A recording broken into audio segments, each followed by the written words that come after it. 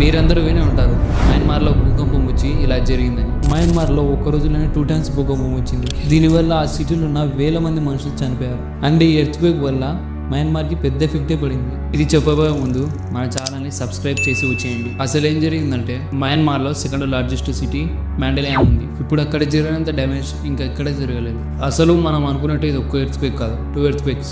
ఒకటి అయిపోయిన 5 minutes తర్వాత వెంటనే సెకండ్ ఎర్త్క్వేక్ వచ్చింది.